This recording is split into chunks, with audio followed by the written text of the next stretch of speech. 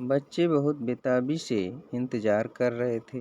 उस दिन वे चिड़िया की चहचहाहट के साथ ही उठ गए और इससे पहले कि सूरज की पहली किरणें पेड़ों से छन कर नीचे आए, वे जीप में जा बैठे। अपने माता पिता के साथ वे पहली बार जंगल की सैर पर जा रहे थे। उनके साथ एक गाइड भी था जो जंगल के बारे में खूब जानता था।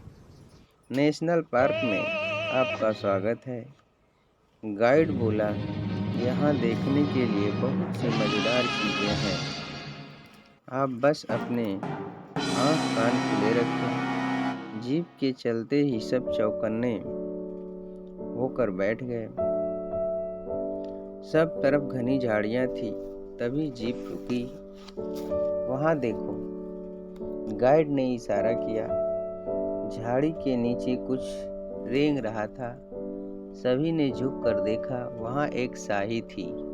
उसने बड़े बड़े कांटे एकदम सीधे खड़े थे। हुई माँ, जया ने कहा, उन्हें देखकर तो ऐसा लगता है कि ये बहुत चुभते होंगे। यही तो मजे की बात है, वरुण हंसा। ये कांटे शाही के दुश्मन को दूर और उसे सुरक्षित रखते हैं।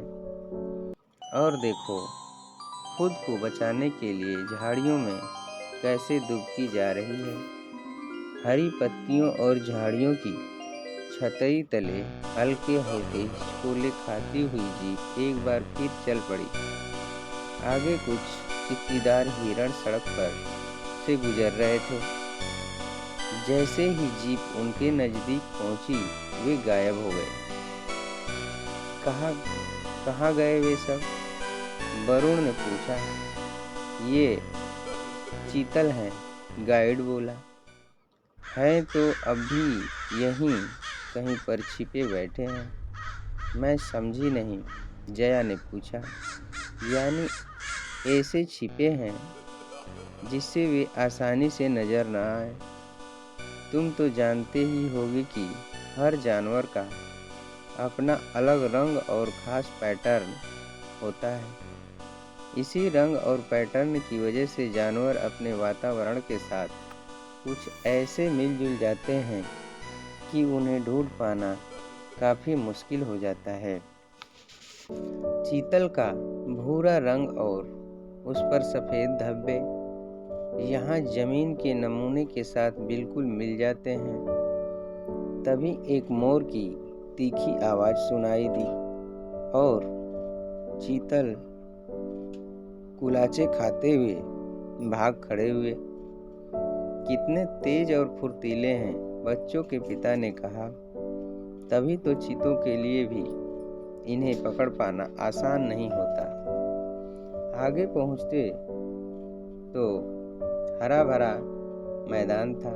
एक जंगली सूअर का परिवार वहां कुछ जड़ें खोद रहा था। देखते ही सब वहीं रुक गए। माँ ने उनके बड़े बड़े नसों यानी दांतों की ओर इशारा करते हुए कहा, कितने खूबसूरत है ना। अब पता चला कि अपने रहने के लिए ये इतने गहरी जगह कैसे खोद लेते हैं। अपनी जान बचाने के लिए ये अपने नेशे औजार की तरह ही इस्तेमाल करते हैं। डैडी बोले, मैंने सूअर को अपने परिवार की रक्षा के लिए अपने से कहीं ज्यादा बड़े जानवर से भिड़ते हुए देखा है। जंगली सूअर के बाद गाइड ने उन्हें लंबे लंबे बालों वाले भूरे सावर हिरण और नीलगाय दिखाए। इन्हें नीलगाय इसलिए कहते हैं क्योंकि इनमें नर का रंग नीला और रूप बिल्कुल गाय जैसा होता है। ऊपर पेड़ों पर नाचते उछलते लंगूर दांत किटकिटाते हुए अंजीरें खा रहे थे। वह एक सुंदर दृश्य था। गाइड अपनी दूरबीन से सब तरफ देख रहा था। अचानक वह सावधान हो गया और एकटक एक ओर देखने लगा। अपनी उत्सुकता को किसी तरह दबाते हुए उसने दूर एक पेड़ की ओर इशारा किया। वह देखो, तेंदुआ, गाइड बोला। वहाँ उस पेड़ के ऊपर अपने शिकार के पास खड़ा है। एक एक करके दूरबीन से उस ओर देखा और सचमुच एक शानदार तेंदुआ वहां से उन्हीं को घूर रहा था। उसने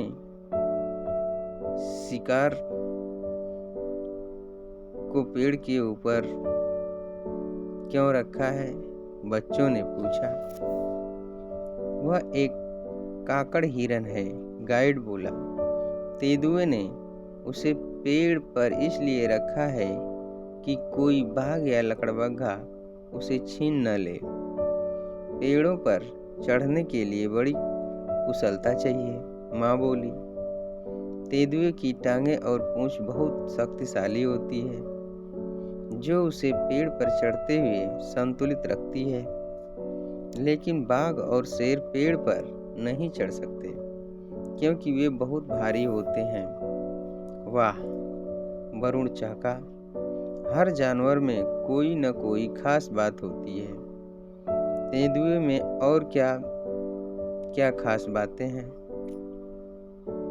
वह जब दिन में शिकार करता है तो इसका शरीर वातावरण के रंग और नमूनों में घुल मिल जाता है। रात के समय यह अपनी तेज तीक्ष्ण दृष्टि का सहारा लेता है, गाइड ने कहा। उसके हाथ किसी शिकारी तेंदुए की तरफ रेंगते हुए लगे। कुछ देर सभी बहुत दिलचस्पी से वह सब देखते रहे और फिर उस विशाल बिल्ली को अलविदा कहकर आगे चल दिए। घने जंगल से निकलते हुए उन्होंने एक नदी पार की। आगे ऊंची ऊंची घास थी। जैसे ही उसमें से निकलकर वे एक सकरी सड़क पर पहुंचे, उन्हें एक गैंडा और उसका बच्चा झाड़ियों की तरफ भागते नजर आए। गैंडे का विशेषता कौन बताएगा? माँ ने पूछा। उसकी मोटी सख्त चमड़ी, वरुण झट से बोला, जैसे कोई कवच हो। भला उसे कोई कैसे काट सकता है? और उसका सींग, जया बोली। गैंडा की अपनी तलवार जिससे वह लड़ सकता है। बिल्कुल ठीक, डैडी बोले। तुम बच्चों को जंगल में इतना खुश देखकर मुझे बहुत अच्छा लग रहा है। अब कुछ खाना पानी हो जाए तो कैसा रहे? मुझे तो भाई बहुत भूख लगी है। चलिए ऊपर मचान पर चढ़कर बैठते हैं, गाइड बोला। ठंडा पे कुछ सैंडविच और सुंदर दृश्य हो तो फिर भला और क्या चाहिए? इस बात पर सबने हामी भरी।